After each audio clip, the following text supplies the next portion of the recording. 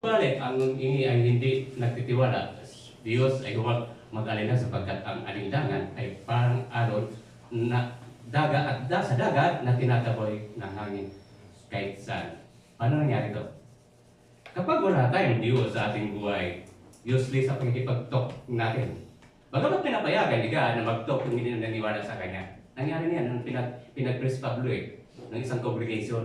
Pero hindi sila naniwala at sinagot on the spot ni God yung pinalaya si Pablo sa kulungan. Yun, hindi pa totohanan yung pananampalataya nila kay God kasi hindi pa sila naniwala. Yung kumakatok, yun na pala si Pablo. Now, ito na po eh.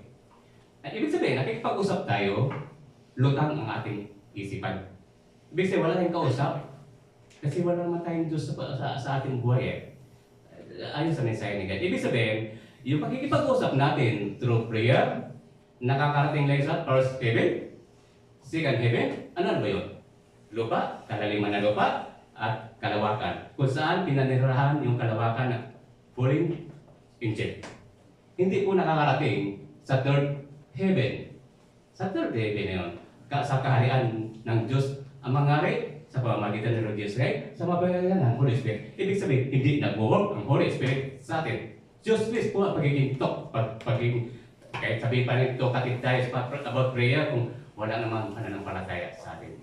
Bingi, sige, hindi tayo kilala. Hindi nag-work ang Holy Spirit sa atin. Mga Hebreo, ang pananampalataya ay pagtitiwala na may mangyayari sa ating mga inaasahan at katiyakan tungkol sa mga bagay na ito. O di mali ito? Magkaroon muna po tayo ng pananampalataya. Bagamat sinabi natin kanina na yung may isang congregation na nanalangin, but wala pa sila lubusang pananampalataya. But dito, binibigay ni God, magkaroon po tayo ng pananampalataya. Hindi tayo makapag-talk ng totohanan, talk about prayer, kung hindi natin hinahanap ang faith o pananampalataya na nagmumula kay God. Pag nagkaroon na tayo ng pananampalataya, pananalig kay God, kaya nga sininyon ni God yung Holy Spirit sa atin 2,000 mahigit na nakakaraan ni Lord Jesus Christ, para magkaroon po tayo ng pananampalataya na pagsasagawa at pananalig kay God. Huwag lang tayo na simba, talk ng talk prayer, makinig ng Holy Bible study, prayer meeting. Pero, baliwala naman sa atin. Pagkatapos nawala ng lahat. Kaya kadalasan, laging kinukomplain ng mga pastor, sayang yung mga preaching nila. Bakit? Alam nila eh. Talos nila sa puso nila na ilan lang yung totoong nakikinig sa mensahe ni God. May dalawang klase natutulog. Isang gising, isang tulog. Ba't ka ganon? Kapag tayo may dalawang uri ng pakikinig. Yung gusto lang mapakinggan yung mensahe ni God, at gusto talagang pakikinggan ni God. Pag ang nananambahan ay gusto niyang pakinggan ng mensahe ni God, ito'y isa sa buhay niya, isa sa diwa, at isa sa gawa. Pag ito'y ginawa niya, magkakaroon din siya ng sandalan, sandigan, ng pagpapasakop kay God. Now, kung yung pakikinggan lang niya, ayun lang, nakalutang ang isipan niya. Paglabas ng panambahan, wala na ang mensahe ni God. Kahit gaano kagaling ang nagpipres dito, useless po ang lahat. Kaya kung totohanan tayo magkaroon ng pananampalataya, magkaroon tayo ng personal talk kay God, iyan po ang nangyari sa akin. Under local recall pa nga eh.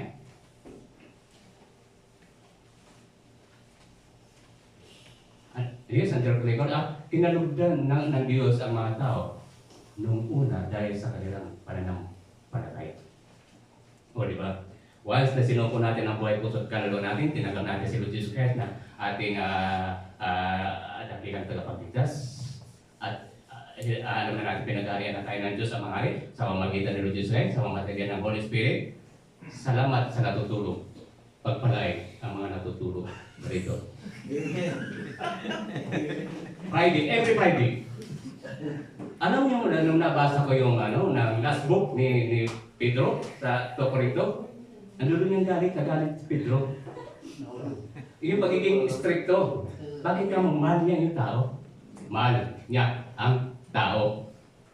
Sabi niya ni God, huwag niyong gagamitin ang iyong dila sa matatamis na salita dahil ikakapahamak nila ito maging kayo.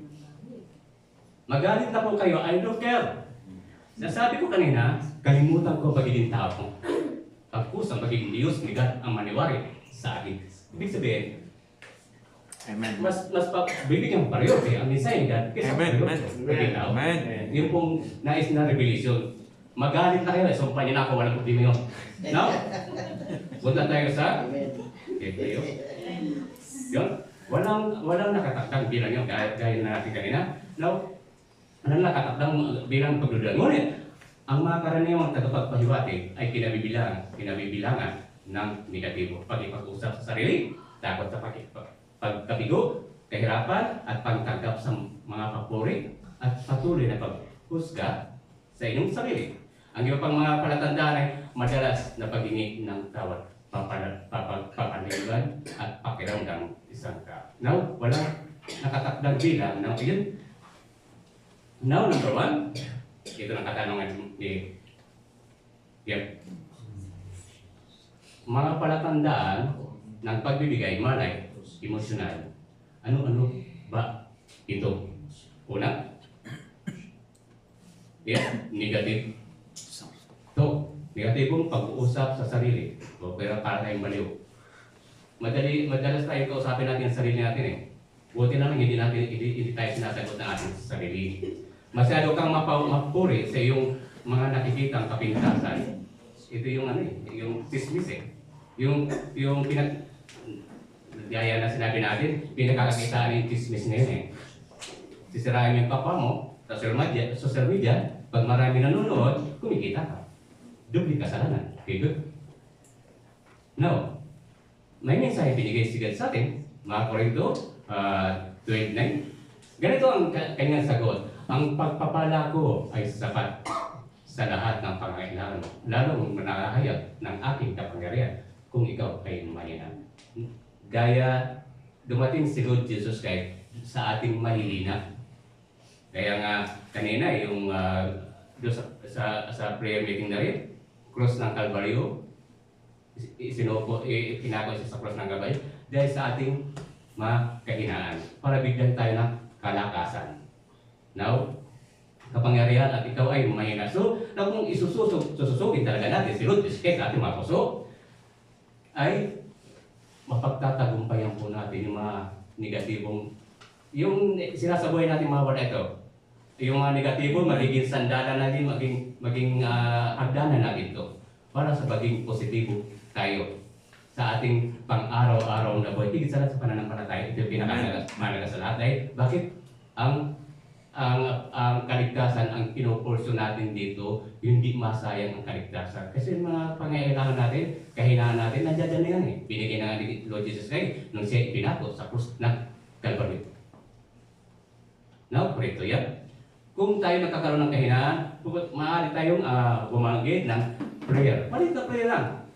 Kagaya nito. Ngunit sinasabi ng Panginoon, akin sapat na iyong biyaya sapagkat may kapangyarihan na nakikita sa iyong harapan. No?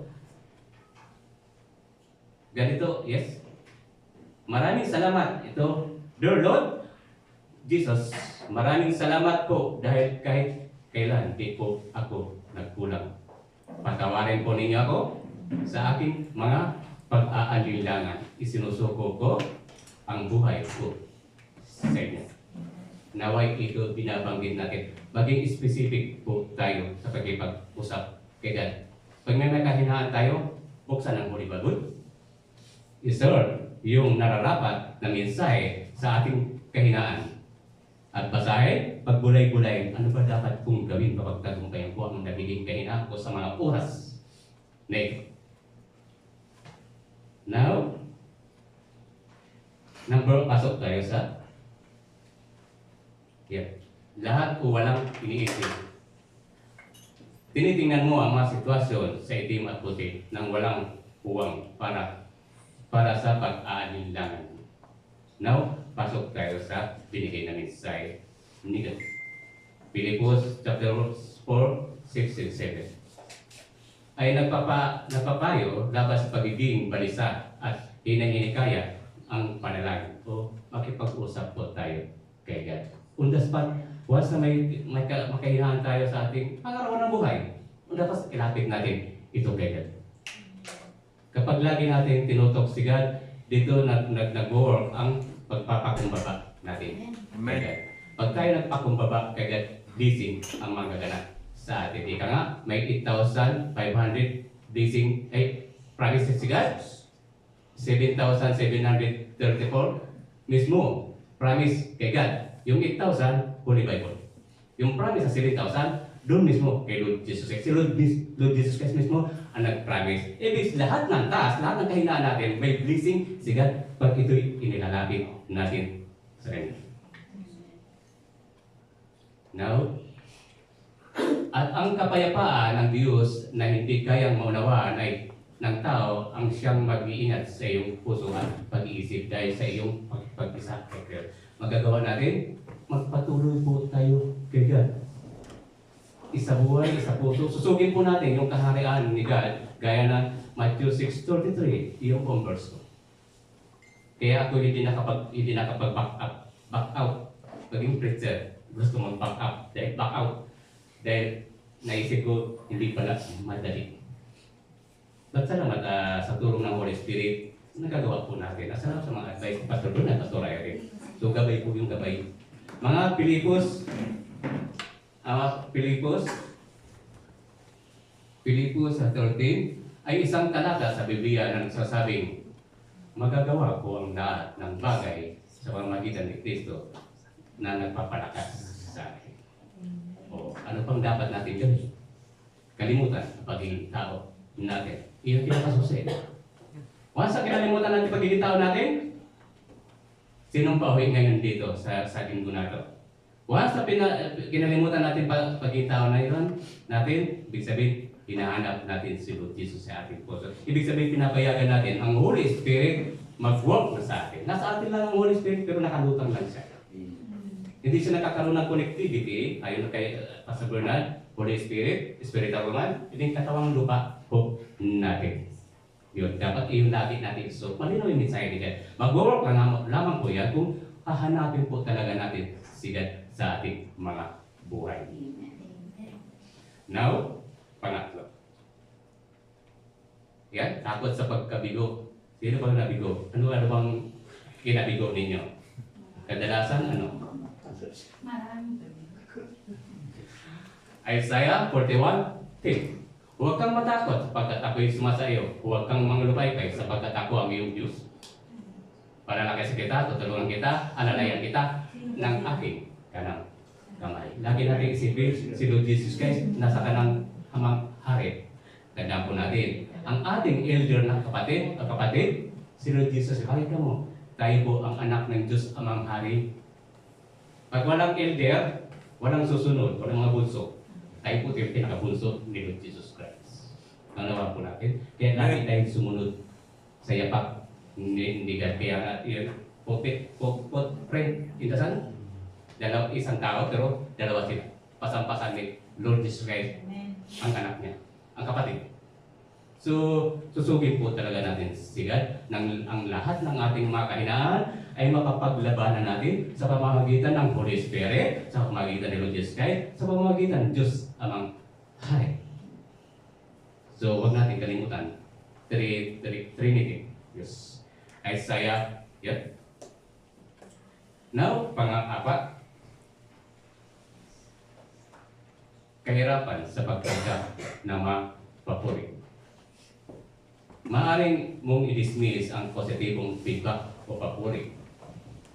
Joshua, hindi ba ako nag-utos sa iyo magpakalakas ka at magpakatapang? Huwag kang matakot at huwag kang manglupay-pay, sapagkat ang Panginoon mong Diyos ay sumasa iyo saan ka man naroon. Lagi natin isa-isip, may totoong Diyos sa ating mga buhay. Nang lahat ng laban ng ating pang-araw-araw buhay, mapagtatagumpayan natin. Kaya lagi na sinasabi, salamat sa mga pagsubok, ito'y mapagtatagumpayan ko. May Diyos, malaking Diyos ako sa ating buhay. Ibigay lang po natin ang totohanang pananampalataya at pananalig kay God na tuluyang nag-work ang Holy Spirit. Iyon ang serve ng Holy Spirit sa atin. Huwag mawala pananampalataya at pananalig kay God, kay Lord Jesus Christ, sa Diyos Amang Hari. Now, number 5, patuloy na katiyakan. Madalas kang humingi ng pagpapatunay mula sa iba. So, ibig sabihin, wala ka pa rin tiwala sa iyong sarili. Pero, dito rin papasok yung nagkakaroon ka ng personal talk kay God in private. Makikita yung in public, yung kalinawagan sa iyo. May nagbabago sa taong ito. Kagaya na isang sanggano na pinigyan ako ng damit, binago. At salamat sa napakinggan namin kagabi. Ang anumang debagitin mo, lalo pag ikaw gusto mag-serbat, maging makakaroon ng katagumpayan. Amen. Bakit? Holy Spirit. Hindi natin tatanggal. Holy Spirit. Kaya salamat sa mga nagbabanggit sa saruna. Gusto mag-pull? Amen. All time. Amen. Natiraw na. Once nag-talk tayo, nagbitaw tayo ng talk, Amen. nagbigay tayo ng talk kay God, yun din ang binitawan ko noon eh. Yes, Lord. Amen. Ito, kaya nga gusto ko natin kasi hindi pala madali mag-preach. Pero salamat sa guidance. At yun, Ephesians 4:32, maging mabait kayo at mahabagin sa isa't isa. Hindi tayo magiging mabait kung hindi natin sinusuko ang ating buhay puso kaluluwa. Yes. Amen. Amen. Amen. Amen. Kasi pinaunawa ni God, si God ay pag-ibig at hindi galit. Kaya kung wala sa atin ang galit, di ba magalit sila sa atin? Huwag lang tayong magalit sa kanila. Kasi para patuloy kayong pinag-aharian ni God na nagpapatawad sa isa't isa tulad ng pagpapatawad sa inyo ng Diyos kay Kristo. Ito yung usapan sa pagpapatawad. Kadalasan may pagpapatawad na huwag ka nang may pakita sa akin. Hindi na kita kaibigan. Sa pamilya. Pag tayo nagpagtawad sa kapwa natin, on the spot, what's up? Zero balance. Wala tayong babalikan. Di ba may patutuwa ko noon sa kasama ko sa room? On the spot. Sabi ko, forget the bad talking. Tama ba yan?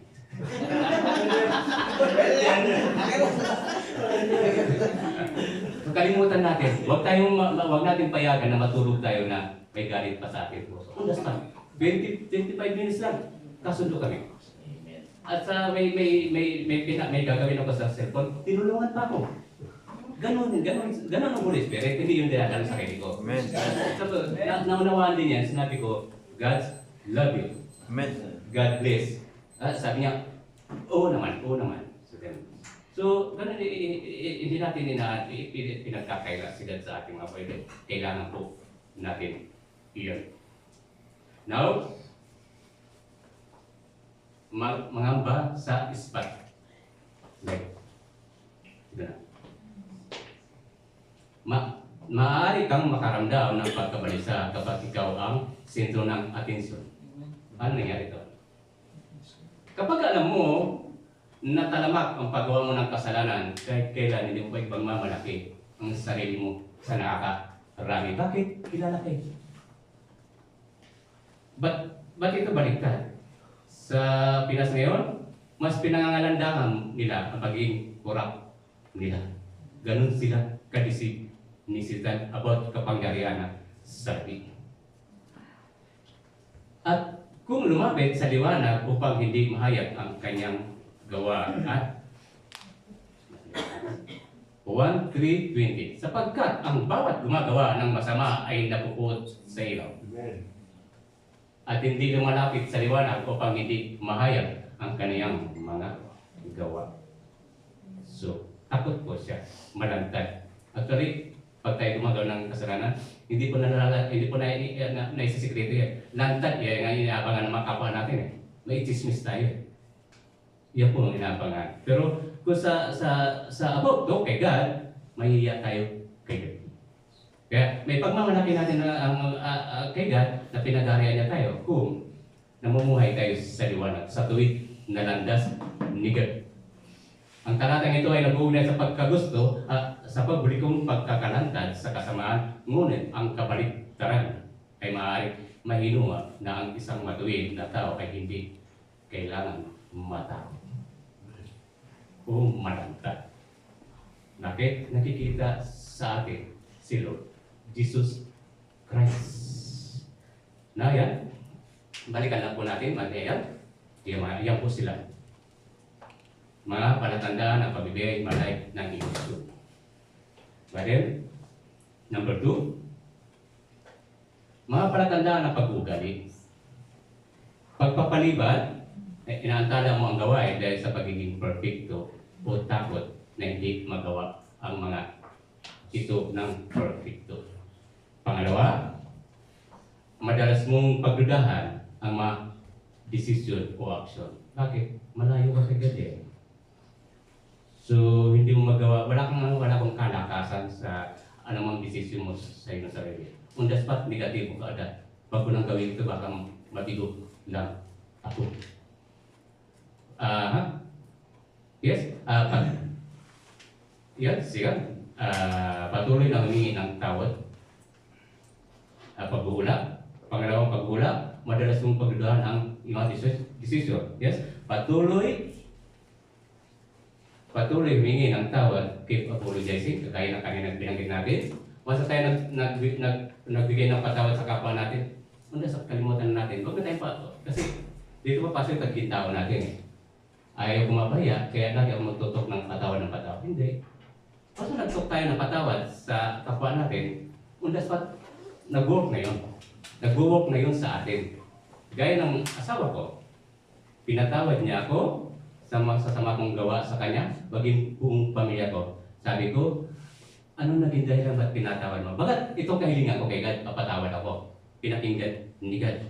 Amen. Ang tanong ko, bakit mo nagawang patawarin ako sa mga nagawa kong kasalanan? Kasi gusto niya maging masaya ang buhay. Amen. So ibig sabihin, mas gusto niya pag-ibig ni God at hindi galit. But ang problema, yung kapatid ko nagmamatigas. Bagamat siya nakagawa ng kasalanan sa asawa ko, siya pa rin yung nagmamatigas ayaw patawarin. Nakakalungkot pa ganun. Kasi sinabi niya, kahit kailan, hindi ko mapapatawad ang asawa mo. Magiging anti-Christ. Sabi nga natin kanina, si God ay pag-ibig at hindi galit. Now, hindi paghabol sa mga layunin, not pursuing goals. Pinipigilan mo ang iyong sarili na gawin ang gusto mo dahil naniniwala kang hindi sapat. Bakit? Wala tayong Panginoon eh, wala tayong kalakasan.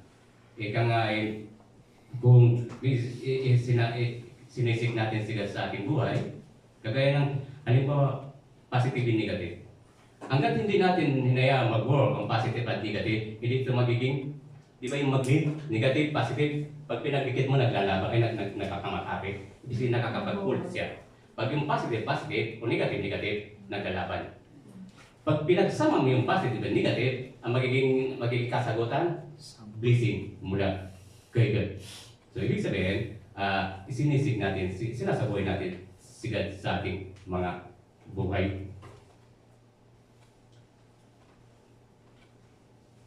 Ayan po sila. Behavior mga yan. Pagpapaliban, sa delitas, do for perfectionist and per or not doing things perfectly. Second guessing, pangalawang pagula, frequently doubt your decisions or action. Constantly apologizing, patuloy lang humingi ng tawad, you apologize, even when not apologize.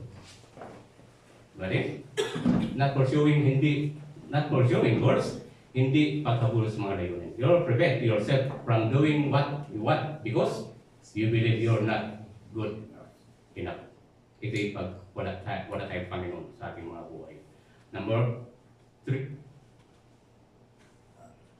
Pangalawang mong hulaan ang iyong sarili. Ang mga taong kumpiyansa ay gumagawa ng matalinong mga desisyon.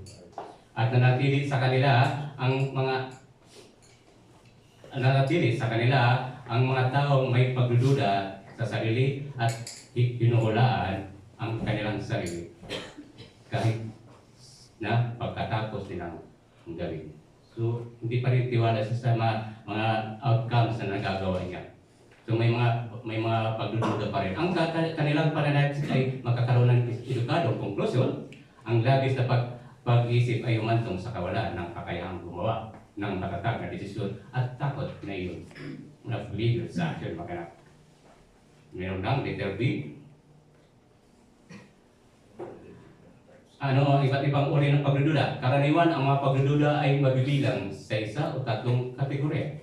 Pagdududa sa intelektual, pag-alinlangan sa emosyon, at pagdududa sa moral. Bawat isa ay nagharap sa sarili nitong natatanging mga hamon. Pagdududa sa intelektual, ito ay tumutukoy sa kakayahan mag-isip ng solusyon sa mga problema, mag-isip ng mga bagong paraan, paggawa ng mga bagay-bagay na magbabago sa Excel. Ito maging hagdanan po natin. Gawin natin positibo yung nagiging negatibo natin. Huwag na natin balik-balikan pa yung mga negatibo natin dinanas noon. Hindi tayo mag-bore. Hindi magiging positibo tayo kung lagi natin isinasabuhay ang mga yan. Pag-aalinlangan sa emosyon, hindi naman kailangan influensyahan ang ating emosyon. Nasa sayo yan. Ika nga, pag nagbibigay tayo ng may video na ako sa pagbibigay ng advice, ang sabi ko, okay, bibigyan kita ng advice. Ito yung positibo ng pag-advise at pagtatanggap ng advice kung paano. Bibigyan kita ng advice, pero may sarili kang desisyon. Now, kung isagawa mo muna yung desisyon mo, once na pag-isip-isip mo na, ikaw namamali yung desisyon, saka mo i-apply, ina-advise ko sa'yo. Papasok dito, hindi kita, kay Marcos, nung lisan tayo. Hindi yun sapat. Diktador. O diktador.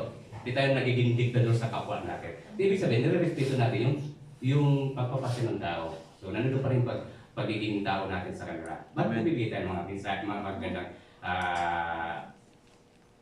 ideya sa kanila? No, no. Yan. Letter C.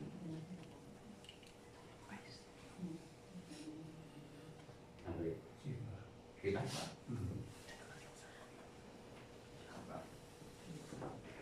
Ay.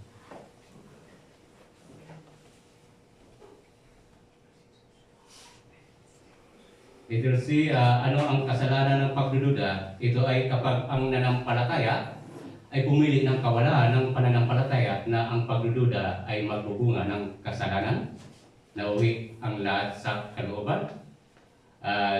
D, ano ang tatlong yugto ng pagdududa? May tatlong yugto sa kanyang paraan pagdududa. Sumusunod, pagpurong mula sa pagpandama, ang kabaliwan at pangarap na hypothesis at ang di perfectong hypothesis ay lumilika. Na kung kumisa ay kilala rin bilang masamang demonyong hypothesis. Ano to? Pilosopo. Magiging filosofiya. Sino ba yung sinasabuhay ko? Minsan ako rin eh. Sino ba nabanggit sa Pastor Ayer?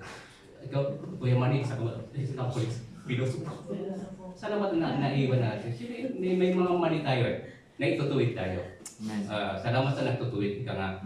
Kasi sinisin ng Holy Spirit yun eh. Sinisin ng Holy Spirit. Kaya salamat sa mga kaluluwa, isinisin sa atin. Higit salamat doon sa pinatatayo rito ni God na mag-share ng mensahe sa bawat isa sa atin. Ba't huwag natin tulugan at huwag natin baliwalay ng mensahe ni God. Isang panukala na ginagawa bilang batayan para sa pangangatwiran ng walang anumang pagpapalagay ng katotohanan nito. Pwede? Yan. Ako na nakakaramdam ng, bakit ako nakakaramdam ng pagdududa? Ang pagdududa sa sarili ay maaaring magmula sa mga nakaraang negatibo. Kaya yung sinabi natin kanina, huwag natin balik-balikin yung mga nakaraan natin. Nakaraan is nakaraan na. O di ba pag nag-ano tayo ng computer, ang tawag doon? Ini-scan ba yun? Yung matanggal lahat ng mga virus. Sa ating lahat ng virus sa ating pang-araw-araw, alis natin sa pagitan ng Holy Spirit. Sa wagyan na pananampalataya kay God. So, ano na natin yung ating mind. I-twist na natin yung mind. Magkaroon tayo ng renewal mind. Nakapag-English. Ang mga insecure attachment ay maaaring magkaroon ng karanasan na mapintasan na maaaring mag-ambag ng pagdududa sa sarili sa bandang huli ng buhay. Amen. Then, ang pre-contact context, pinagsama. Ang pre-contact context ay nag-aambag ng mas psikologikal na proseso na ito ay pamamagitan ng force tagging o pag-aalilangan ng otomatikong naniwalang mga representasyon sa panahon ng mga nag-uugnay ng pag-activate ng palaging nangyayari sa isip. May mga pagkapasya tayo na nagiging oras ba't inisip natin, pag-ibig ulang hindi ko na iisa buhay, hindi ko na iisa gawa. So, ganun. How to cure doubt? Yan, input siya. Ayan. Get applies your abilities and flexible and can be developed and strengthened over time. Monitoring your progress. Embrace change. Seek encouragement and guidance. And then remember that it's never too late. Check in with yourself. Pag-analyze natin, ina-analyze natin ating puso't kaluluwa. Kasi yung ina-analyze natin, yung pagpapasakot natin kay God. Nang magkaroon ng disiplina ating sarili, na sa tuwing nananambahan tayo, ay ang sinisig talaga natin, si God. At hindi yung masasarap na pagkain ng panamba. Hindi yung masasaya na congregation. May kapatiran tayo, sasabi, masarap pala dito sa panambahan kasi masaya. Napatanong ako okay ang problema. Pero ang tanong, pumunta ka ba rin sa panambahan dahil nakita mo masaya pa panambahan? Hindi. Dapat pumunta ka sa panambahan. Sigad ang sinisik mo. Mas lalong maging masaya ka pag sigad ang sinisik. Amen. Ibig sabihin, yung kasayahan na naramdaman mo rito sa congregation na to, mundo lang yan, kasayahan mundo. Pero kung sigad ang walang katumbasan na kasayahan, kaligayahan. Kaya nga sabi natin, ikulong tayo sa kaluguran, kagalakan ng Diyos Amang Hari, ng tuluyan tayong pagharian ng Diyos Amang Hari, sa pamagitan ng Diyos sa pamagitan ng Holy Spirit, tuloy ang mag-work ang Holy Spirit sa atin. Now, ito na pinapangarap na nakakarami. Gising, no? Tigil na natin to. Amen. Bitin. Nag-isay siya. Maganda. Ayun. The Bible teaches that doubt is common human experience. Pagiging tao natin at hindi pagiging Diyos ni God. Not necessary as sin. Sinabi natin kanina, hindi kasalanan ang pagiging mahina natin. Dahil tao nga tayo But kaya nga dumating si Lord Jesus, isilin ng Diyos ang mga si Lord Jesus kaya para magkaroon tayo ng kalakasan. But an invitation to seek deeper, kasi pinangit natin kanina, huwag tayo pumunta rito na may masayang panambahan. Maraming pagkain masasarap. Dapat pinunta na ito, masarap ang mensahe ni God. Amen. Huwag na tayong maging stagnant. Mabigat ang kaparusahan sa stagnation. Sinasabi po natin. Sabi ni God, mas mabigat ang kaparusahan ko sa nakakilala sa akin kaysa hindi kumikilala sa akin. Bakit? Patuloy po natin minamak, tinutuya si Lord Jesus Christ. Sabi nga ni Jesus Christ, huwag nyo nang isabuhay ang mga kasalanan na kinuha ko na sa inyo. Amen. Kung patuloy natin isasabuhay yun, malayo si God sa atin at mananatili po tayong anti-Christ kay God. Walang anti-Christ na totoong nagpapasakot kay God. Amen. Understanding by turning to God and this world. Kalimutan magawang mundo. Now, kung the conclusion for believers is to address doubt. With prayer, study, scripture, gaya na sinabi natin, kung may mga kahinaan tayo, buksan ang Holy Bible. Hanapin yung mga sakto sa kainaan natin. Basahin natin, paggulay-gulayin natin. Mas masarap, dili ka magbasa ng Holy Bible. Natapos ko ng Holy Bible buo, at ngayon magkapatuloy magbasa doon sa na-search ko paano basahin at nakakapag-exhort tayo. Hindi na sa sayang umaga pagkagising. So, and then, yun. Asba. Ayan. Another conclusion. Kagawin natin. Pagkilos patungo sa hindi natitinag sa pananampalataya, ginagabayan ng Biblia ang mga nananampalataya kung paano lumapit mula pagdududa tungo sa matatag na pananampalataya sa pamamagitan ng mga tiyak na pagkilos at pagkunawa. Santiago 1, chapter 1, verse 6 and 8 ay nagbabala laban sa pag-aalinlangan kapag himingi ng karunungan sa Diyos na inilarawan ng isang pagdududa bilang hindi matatag. Balikan niyo ito, basahin niyo itong mensahe na ito. Now, ipinapayo ng Kawikaan, chapter 3, verse 5-6 na lubusang magtiwala sa Panginoon kaysa umasa sa sariling kaunawaan. Tinatampok sa Roma 10:17 na ang pananampalataya ay nabubuo sa pamamagitan ng pakikinig sa salita ni Kristo. Ang tanong, nakikinig ba? Pinakikinggan ba natin ang mensahe yan? Ang tanong yun eh. Hindi ba tayo natutulog? Alam mo namin sinasayang ito na. Kasi kung hinayaan po natin na matulog kayo kay God, wala tayong pagmamahal sa kapwa natin.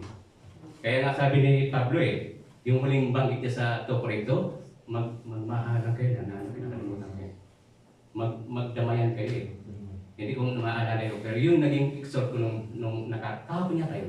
Kapon. So kaya sakto po sa ano. Amen. Ang sinisik po talaga pananampahan natin. Si Lord Jesus Christ ang hindi, ang paman. Senator. Ang Hebreo 11:1 ay binibigyang kahulugan ang pananampalataya bilang kakayakan at pananalig sa mga bagay na hindi nakikita na pinagbabatayan ito sa mga pangako ng Diyos.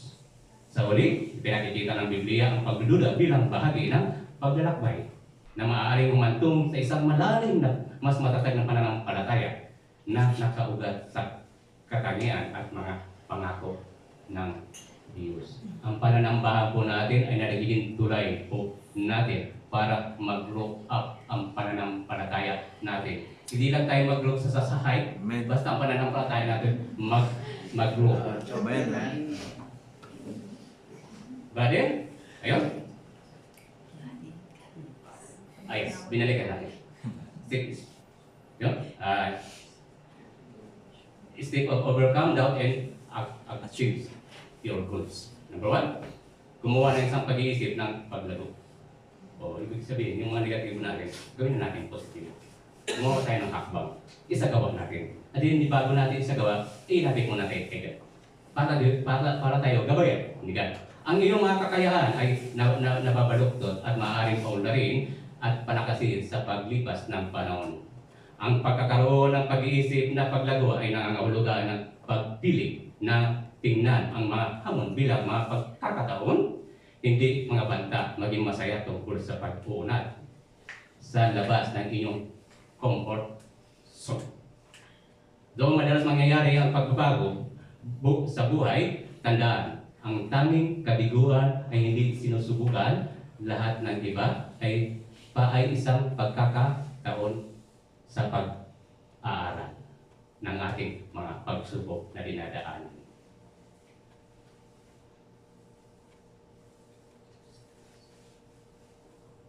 Number 2, monitoring subaybayan ang subaybayan ang iyong pag-unlad. Panatilihin ang isang talaan ng parehong malaki at maliit na mga tagumpay kapag natamaan mo ang iyong magaspang na pats at nasiraan ka ng loob. Tingnan ang listahan ito ay upang mapaalalahanan kung gaano ka kalayo nasa narating mo. makatutulong sa iyo ang talaan na ito, magkakaroon ka ng pananaw tungkol sa mahirap na bagay, pakanamdaman at hinihikayat ang magpapatuloy bahagi ng iyong pagpundan. Magandang talaan, Bible. Nandun natin. Makatanungan natin nasa Bible natin. Magbasa lang po tayo ng Bible. Yung at saka isagawa po natin. Huwag lang tayo magbasa, isagawa po natin yung nababasa natin sa huli. Bible. And take it out, healthy, normal, may kaunting pagdududa sa sarili. Sa sarili.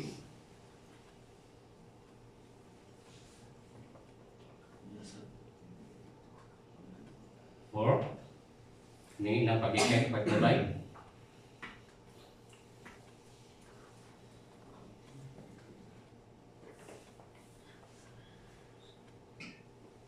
Three,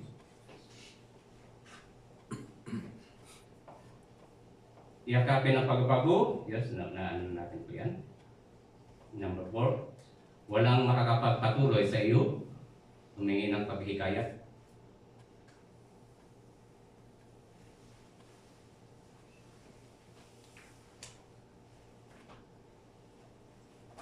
Walang makapagpatuloy sa iyo tulad ng suporta ng mga taong gusto mong pagtagumpay ka. Ang sharing, exception ng maaaring magsama ng mga kasamahan, kaklase, guro, kaibigan, at pamilya, hindi kailangan maging malaki kahit na alam mo na mayroong kang isa sa dalawang tao na nag-uugat para sa iyong masusuportahan ka. Number 5,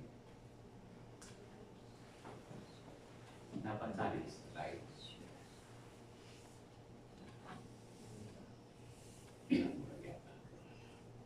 So number 5, tandaan na hindi pa huli ang lahat. Sa tingin mo ay masyado kang matanda para magtakda ng mga layunin at makamit ang mga ito. Sabi nga natin, sabi ni God, mapalad yung nahuhuli kung sila ay nauuna. Kaysa doon sa nauna, subalit sila ay nahuli.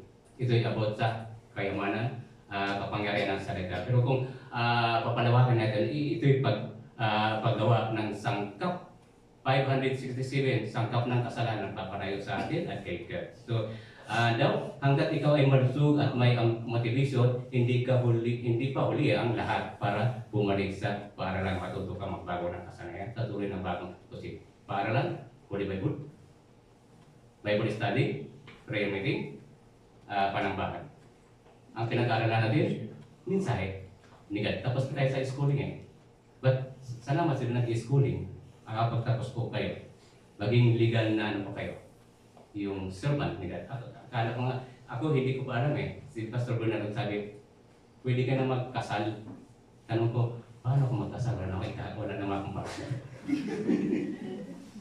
Ibig sabihin, may lisensado na ito. Hindi ko alam, lisensado na pala ako. Pero, maganda ka lang maging tanga talaga kaya nasa sarili. Then, mag-sit in your sa sarili. Paminsan-minsan tanungin ang iyong sarili. Ito yung pag-analysis ng ating sarili. Ako ba ay lumalapit sa aking mga layunin na may kumpiyansa na natili sa isang pag-iisip na pag-ulat o hinahayaan ko bang mapababa ang ako ng mga paghihirap. So, huwag natin hayaan matalo tayo mga negatibong ating thoughts, pag-iisip. Amen. Dapat maging positibo lagi. Positibo lang. Lord, may negatibo na naman ako. Nasa ating kayo. Magiging positibo. Sito at mapagtatanong kayo. Lagi dapat maging antay. Yung minamay po na po talaga natin ating sarili sa pananampalataya kayo. Suriin ano ang ginagawang mabuti at kung ano ang kailangan mong pagsikapan, makatutulong sa iyo ang mag-check in balance nga itangan. So, makakaroon ka ng insight. Hindi yun sedisyon na. 66. Pananaw, baguhin ang iyong mga pamamaraan kung kinakailangan at patuloy na kumilos ng may kumpiyansa sa direksyon ng iyong mga pangarap. Sino may pangarap dito mag-asawa? Amen. Amen. A little doubt, unhealthy. A little doubt of healthy, normal. Ang kaunting pagdududa sa sarili ay malusog. Ibig sabihin, ang totoong pagdududa sa sarili ay malusog. Sabi nga natin kanina, ang pagdududa hindi kasalanan. Ibig sabihin, once na tayo may negatibong naranasan, ay kailangan natin timbangin. Magkaroon tayo ng positibong isipan. Saan kini-question natin kung sapat na ba ang ginagawa natin? Kini-question ang ating tagumpay kung masyadong sumandal sa mga kawalan at ng katiyakan na nag-aalinlangan. Amen. Kami sa aming mga desisyon o binigyan ng mga pagkakataon kung saan ang aming reaksyon ay hindi ako sapat para ito. So, pagiging negatibo natin, yung pagiging tao natin. Pero kung pagiging Diyos ni God, on the spot, napagtatagumpayan po natin. Ito yung nagiging hindi malusog kapag inayaan mong ang pagdududa sa sarili na ito ay may isa discourage. So, ibig sabihin, namumuhay ka sa sarili, hindi ito magiging matawag na malusog. Pero kung hinaharap natin ito, binibigyan natin ng solusyon sa pamumuno ni God, masasabi natin, ate, ito healthy, ika nga. Nagiging healthy natin sa ating buhay. Now, what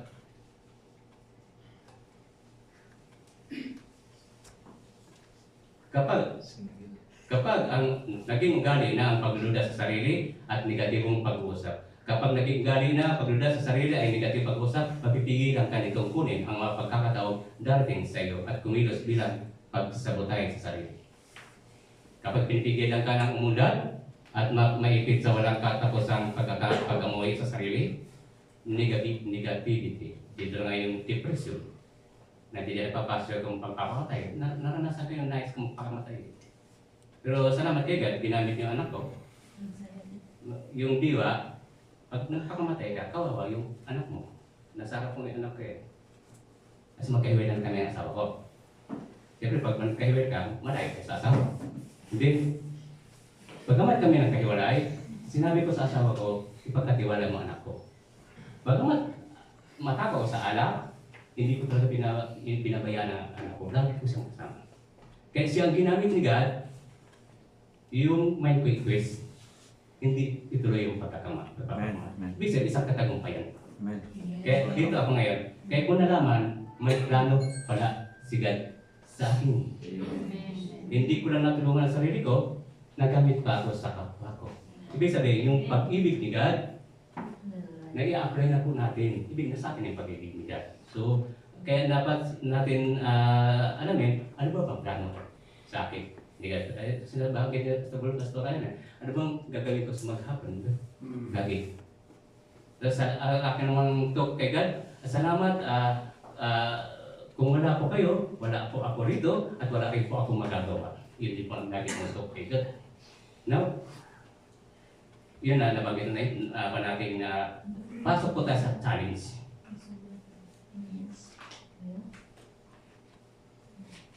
Challenge, eliminating self-doubt lead you to the life you want. So, dapat maging mapagtagumpay tayo. Ang pag-alis ng pagdududa sa sarili ay magdala sa iyo sa buhay na gusto mo. Yumaman tayo, magkaroon ng magandang relasyon, pamilya, lahat mangyayari. Pag inuna natin si God. The key verse for overcoming self-doubt in Tagalog, Philippus 4:13, which say lahat ng bagay magagawa ko sa pamagitan ni Kristo na nagpapalakas sa akin, at binibigyan din ng talatang ito ang lakas ng nagmumula sa pananampalataya kay Kristo, hindi sa personal na kakayahan at sa isang makapangyarihang paalala na ituloy ang iyong mga mithiin ng may kumpiyansa sa halip na sumupok sa pagdududa. Again, bigay natin yung mensahe ni God. Yamang nagsisitanggap, 2 Corinto 13, verse 3, yamang nagsisihanap kayo ng isang katunayan na si Kristo ay nagsasalita sa akin, na sa iyo'y hindi mahina, kundi sa iyo'y makapangyarihan. Diyos. Sapagkat siya'y ipinako sa krus dahil sa kahinaan, gayon may nabubuhay siya dahil sa kapangyarihan ng Diyos, sapagkat kami naman ay sa kaniyang mahihina, ngunit kami ay nabubuhay na kasama niya sa kapangyarihan ng Diyos sa inyo. Ito'y last mensahe ni Pablo sa 2 Corinto. So, yan. Dahil pa din, siya sa atin ninyo ang inyong sarili kung kayo'y nangasa pananampalataya. Amen. i-analyze natin kung may pananampalataya talaga tayo, kung may Diyos sa ating buhay. Subukan ninyo ang inyong sarili, hindi baga ninyo nalalaman na saga ng inyong sarili na si Hesus Kristo ay nasa inyo. Maliban na nga kung kayo'y itinakwil na dito kung inalis na ni God ang Holy Spirit niya sa atin. Glory to God. Na may advice lang po ako. May mga dumating bago noon Friday na napag-alaman natin may kahuntaan bang lahi. Pag-iingat po to. Paki-advise po sila, huwag na huwag makikipagrelasyon sa ibang. Yes. Paki-advise lang ha. Kasi bilang advocate, buhay ang ano natin, buhay ang ano natin. Amen. Walang problema doon sa ibang lahi na nakakilala kay God. Ibig sabihin doon sa hindi Bago pa lang. nakakilala kay God. Nakikita ko sa Facebook eh. Kaya mapalad yung may relasyon na ibang lahi nakakilala kasi Amen. yun eh. Amen. God, Lord, to me. Amen. Ano bang lahi? Kung nung panahon ng pinagbabawalan ni God. But sa panahon ni Lord Jesus Christ, pinapayagan na yan. Basta mahalaga, connectivity Amen. kay God. Kaya bless po yung panambara natin dahil bukod sa Pastora Dorothy, Banlahe, kay Kuya Anthony, Banlahe. So ibig sabihin, nagkakaisa tayo sa Panginoon. Glory to God. Amen. Ang iyong advice ko lang doon sa iba, kasi nakikita natin sa Facebook, kawawa, binubugbog. May nakita akong last na post, lahat pasak. Maawa ka talaga mapinag sa gabayatan. So kaya maging maingat po yung mga Pilipina sa pagrelasyon sa Panglahi daw. Amen. So glory to God at salamat. Glory to God, Jesus. Lord, salamat sa pagkakataon nito at matagumpay na ibahagi ko ang iyong mensahe sa pangunguna po ninyo, sa pamagitan ng Holy Spirit po ay dinayin niyo po ako. Maraming salamat sa katagumpayan nito at yung mensahe, Lord. At ito po sa namin dalangin at sa pagkatila po sa inyo pagsamba sa pangalan ko ng mga nabugtong na anak ni tayo, maging sa walang isang paggabay ng Holy Spirit, sa bawat isa po sa amin. Amen. Amen. Amen, hallelujah. Sino ba po yung mga may duda dyan? Yung mga pagduda? We rebuke the spirit of doubt, no? Yun ang itinuro ni Elder Manny. Doubt po is another, sangkap or way ni Satan para hindi kayo